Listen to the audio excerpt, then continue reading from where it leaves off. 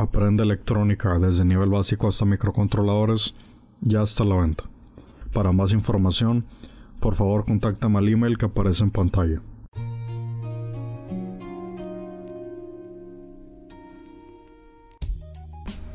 ¿Qué tal, gente? Y bienvenidos al Preguntas y Respuestas número 3. Así es, ya vamos en el número 3. ¿Hasta qué número llegaremos? Dependerá de qué preguntas hagan. Y bien, comencemos con la primera pregunta.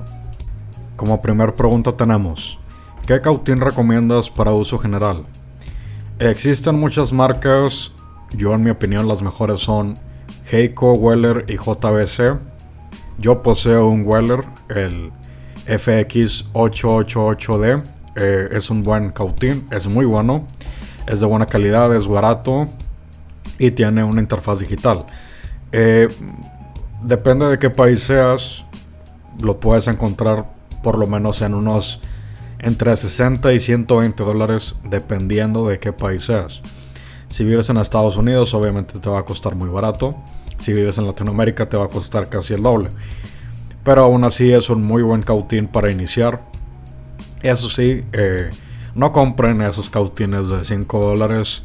No le llegan a nada en comparación a un Heiko. Inclusive este, que no es un modelo muy complejo, pero aún así hace muy bien su trabajo. Y créanme que hace una enorme diferencia tener un buen cautín y unas buenas puntas a tener un cautín de esos de 5 dólares. Como segunda pregunta tenemos: ¿qué microcontroladores son los que usas más? La mayor parte de mis proyectos los hago en base a los micros PIC de Microchip, usualmente de 8 bits. No suelo usar micros de 32 bits a menos que sea totalmente necesario, pero eso ya sería para aplicaciones que demanden mucha potencia de procesamiento. La línea 16F es la que mejor he manejado. La he manejado desde hace mucho tiempo. Fue con la línea que empecé en el mundo de microcontroladores. Específicamente el PIC 16F628A y el 886 son los que creo que más he utilizado, tanto para pruebas como para proyectos, porque son muy baratos hoy en día, son muy versátiles, puedes hacer mucho con ellos. Obviamente las nuevas líneas de 8 bits de la serie 16 son increíblemente mejores, pero no son tan fáciles de conseguir como la línea 16F. Por muchas situaciones donde no ocupes tanta potencia, son micros que yo uso mucho.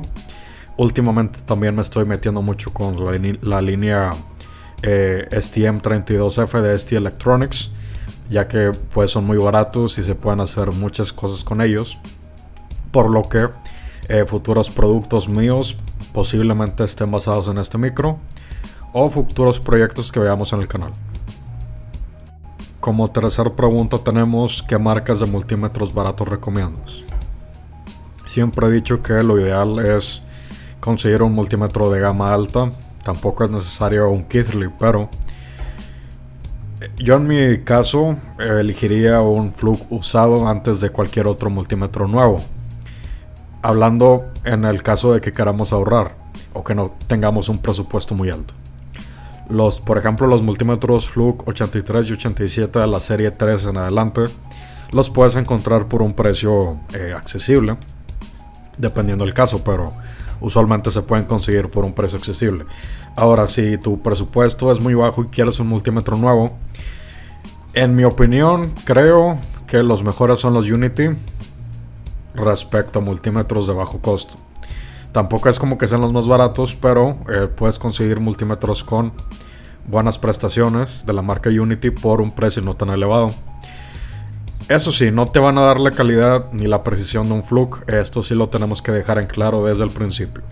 Mucha gente podrá decir lo contrario, pero la verdad es que los Fluke, por lo menos en el mercado de multímetros portátiles, no los superas. Tanto por precio, calidad, por lo que tú quieras, son insuperables, pero pues a veces yo comprendo que no se tiene un presupuesto muy grande y es necesario recortar en algo, pero pues sí, yo diría que los Unity no tienen la mejor calidad, pero funcionan bien. En segundo lugar, diría que los X-Tech aunque son más orientados a electricidad que a electrónica, pero los X-Tech tampoco son tan caros. De hecho, son una compañía subsidiada por Fluke, son como la línea barata de Fluke. Owon, también podrías conseguir buenos multímetros de Owon, no son de la mejor calidad, pero hablando estrictamente en términos de funcionalidad y precio, también son buenos multímetros. La pregunta número 4 es: ¿qué tan necesaria es una buena computadora para adentrarse o para dedicarse a la electrónica? Bien, habrá que definir exactamente en el término buena. No ocupas una computadora de grado gamer para dedicarte a la electrónica. Eso sí, algunas veces simular cierto tipo de circuitos, especialmente si vas a simular circuitos basados en micros de 32 bits, FPGAs o CPLDs, sí te puede llegar a demandar una cantidad de potencia considerable. Yo diría que cualquier computadora con 8 GB de RAM, con un procesador Core i5 de tercera generación en adelante y una tarjeta de video, no sé, pon la GTX 950, te va a funcionar de maravilla para la electrónica, no solo para simular, sino para la parte CAD, para ya sea diseño electrónico o para SolidWorks o lo que tú ocupes. Esta computadora te va a servir totalmente bien. Como dije, no es necesaria una computadora tan potente, pero en algunos casos sí va a depender mucho específicamente en qué es lo que hagas. Pero en simulación de circuitos complejos, pues sí, pero tampoco es como que ocupes lo mejor del mercado. O sea, tampoco esperes lo mejor con un Celeron, pero con un Intel Core i5, un Core i3 de segunda o tercera generación en adelante te va a funcionar de maravilla. Como quinta pregunta tenemos: ¿cuánto tiempo toma tener un buen nivel de electrónica? Bien, esto va a depender principalmente de cuánto tiempo le dediques diario. Esto es una regla que aplica para todo, con algunas excepciones, pero entre más tiempo le dediques a algo, más vas a obtener de esto. Si tú quieres llegar a tener un buen nivel de electrónica, pues vas a tener que dedicarle muchas horas de estudio diarios. En mi caso, como es, por así decirlo, siempre fue mi hobby y mi pasión y ahora es mi profesión, yo le dedicaba, hasta hoy en día le dedico más de 8 horas tanto de estudio como de labor. Por lo que sí, me ha tomado unos cuantos años, unos 5 o 6 años que llevo en la electrónica.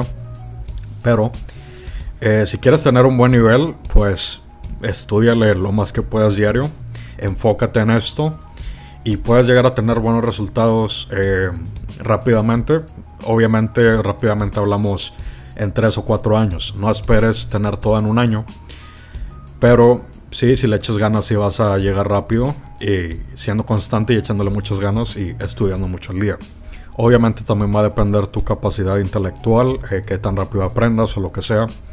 Pero pues aplica para todos. Entre más tiempo le inviertes a algo, más obtienes de él. Entonces, pues sí, no hay nada más que estudiar y practicar y hacer proyectos y que fallen y estudiar más. Y es un ciclo que nunca acaba.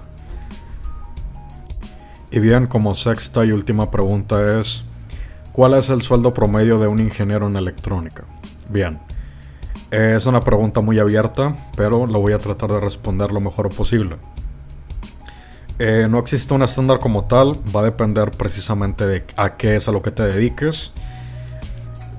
A cómo puedes ganar mucho, puedes ganar poco. Y a esto me refiero de que yo conozco ingenieros en electrónica que se dedican a producir proyectos muy importantes y obtienen un buen salario o un buen ingreso. Al igual conozco ingenieros en electrónica que nunca tuvieron ambición, nunca tuvieron una visión en su carrera, que se dedican a reparar televisiones o que se dedican a esto, a cosas que no por el afán de despreciar una profesión o lo que tú quieras, pero pues la realidad es que la ingeniería electrónica lo que deja más es el diseño. La reparación no te va a dar lo mismo, no te va a dar la misma satisfacción tanto económica como intelectual que te pueda dar otra rama. Pero pues sí, conozco ingenieros en electrónica, como dije, que nunca tuvieron una visión, nunca tuvieron ambición de lograr más que se quedaron siempre en un mismo rubro, en un mismo ámbito, y pues nunca sobresalieron. Pero pues sí, depende drásticamente en tus decisiones, depende drásticamente en a qué es a lo que te dediques, si trabajas estrictamente para una empresa o si tú tienes tu propio negocio. Existe un mar distinto de, por así decirlo, cosas a las que se puede dedicar un ingeniero en electrónica, pero va a depender de ti. Entre más hagas y entre más produzcas, pues más obtendrás. ¿Tienes dudas y ocupas asesoría? ¿Tu proyecto no funciona o ocupas desarrollar un proyecto? Contáctanos al correo que aparece en pantalla.